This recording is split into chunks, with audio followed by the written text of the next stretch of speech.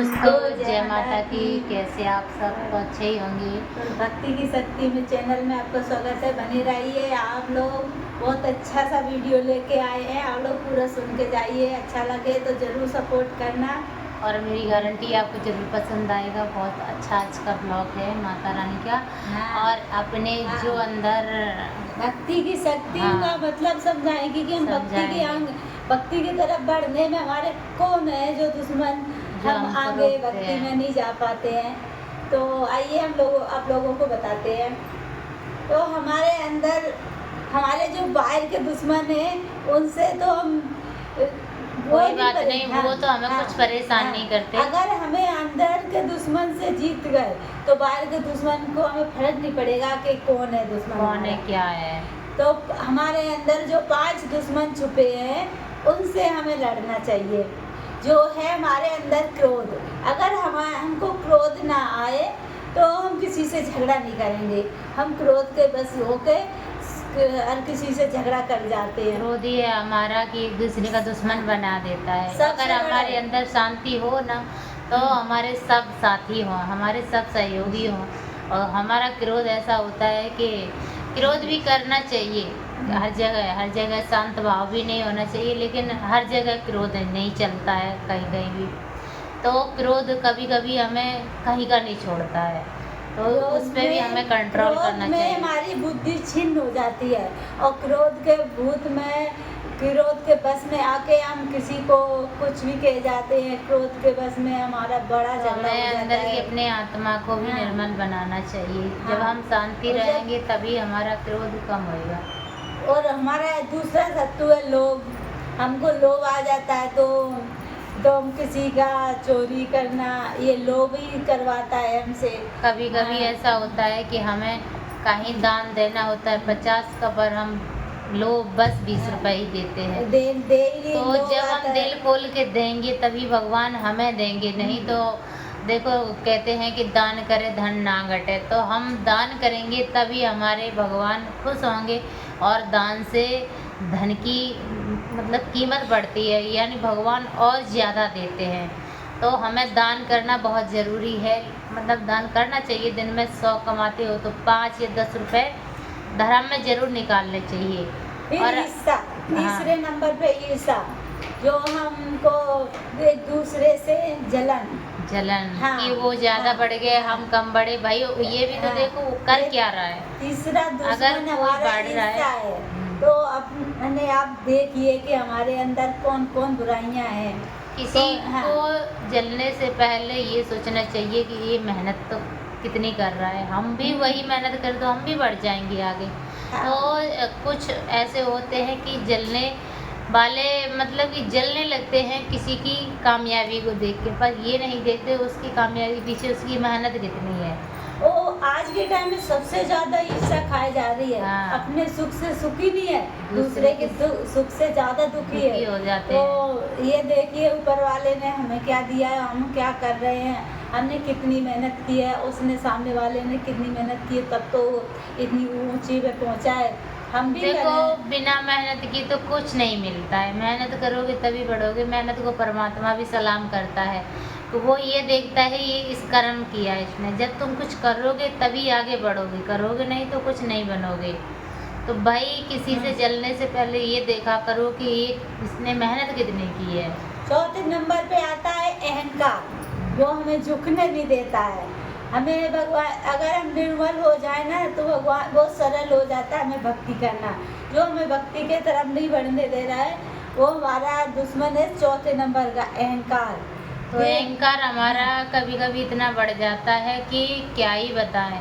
अपने आप को हम बहुत कुछ समझने लगते। भाई अपने आप को कुछ मत समझो, ये समझो भगवान के चरणों की धूल है। क्या एक जो सामने वाला है वही मैं, वही अब जब मैं अंदर आ जाता है ना तब इंसान के अंदर अहंकार बढ़ जाता है। ज्यादा अच्छा है मरने के बाद जानवर है जो किसी के काम आता है।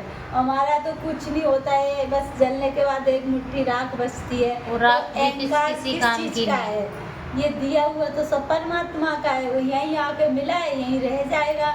अगर इंसान समझे कि हम खुश नहीं है, तन भी उसी का, हमारे अंदर सोच विचार अच्छे हैं तो उसने दिए हैं। और हम कुछ कर रहे हैं तो उसकी कृपा है, नहीं अगर उसकी कृपा ना हो तो हम एक उंगली भी नहीं इधर से उधर रख सकते हैं। तो हम फिर अहंकार किस बात का पाले भाई। अपने अंदर ये सोचो कि हमें सब कुछ ऊपर वाले ने दिया है, तो हम अहंकार ना करें किसी बात का।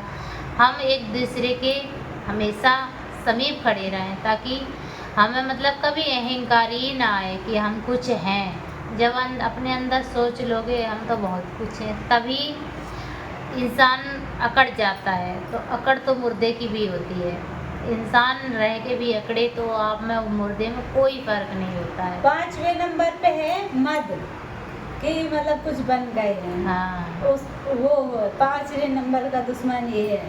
अगर आपको घमंड आ गया, ये हम तो कुछ हैं, ये बहुत कुछ है, तो जो ये भी जिसको दुश्मन है। हाँ, जिसको भी हाँ। तरक्की मिलती है वो देने वाले भगवान है।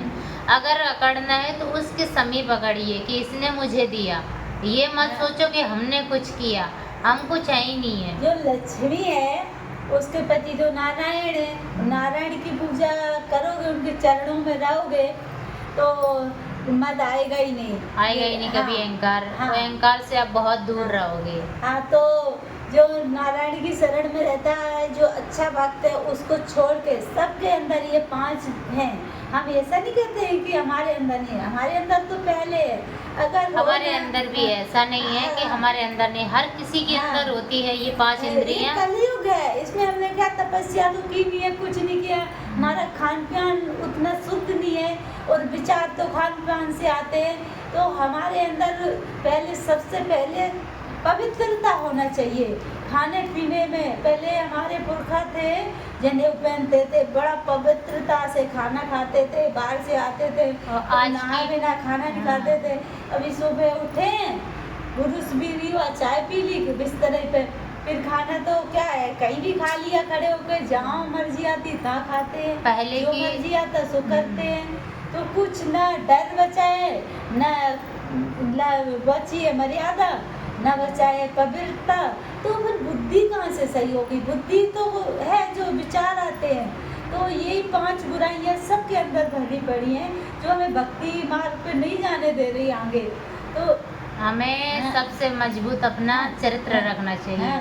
हमें कैरेक्टर अगर हमारा मजबूत है तो हमारे पास सबकी ताकत है, दुनिया की ताकत है। भले हमारे साथ कोई खड़ा हो ना हो, लेकिन ईश्वर अगर हमारे साथ खड़े हैं तो हमारे साथ हर ताकत है। भगवान तो यही देखते हैं कि किसका कैरेक्टर कितना मजबूत है, चरित्र कितना अच्छा, नियत अच्छी रखो। कैरेक्टर बहुत नीचे गिर गया है, पैसा में ऊपर उठ गया है, तरक्की कर गया है। कागज के नोट काम नहीं आएंगे, कैरेक्टर ही काम आएगा। चरित्र नहीं बचाएंगे। राम चरित्र नहीं सुना है उन्होंने, और राम चरित्र सुनते हैं, उनका चरित्र बचा रहता है। तो उठाते ही नहीं है, रामचरित्र कभी पढ़ा ही नहीं है। वो स्वयं भगवान थे, लेकिन उनके पास 2 रोटी नहीं थी खाने को। उनके पिता ने जब वनवास दे दिया था तो उन्होंने यही कहा था कि तापस भेष विशेष उदासी 14 वर्ष राम वनवासी। तब इतना बड़ा दंड दे दिया था, तब भी भगवान ने अपना कैरेक्टर नहीं खोया। आज की डेट में अगर इतना खो दें तो इंसान कितना गिर जाए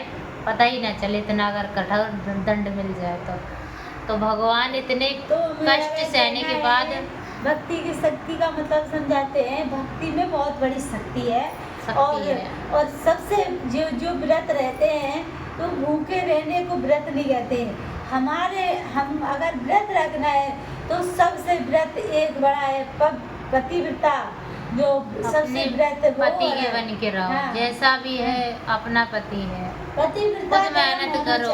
अगर घर में कोई मजबूरी है तो खुद मेहनत करो, लेकिन किसी और पे निगाह मत रखो, किसी और पे लालच मत रखो। जो भगवान ने दिया है उसी में सब्र करो, ऊपर वाला सब्र का फल देता है। अगर तुम्हारे अंदर सब्र है तो उसी में आपको सुखी कर देगा। तो हमारा मतलब है, हम इतने ज्ञानी नहीं है, जो हमें माता रानी करवाती है, जो बुलवाती हैं वो हम बोल देते हैं।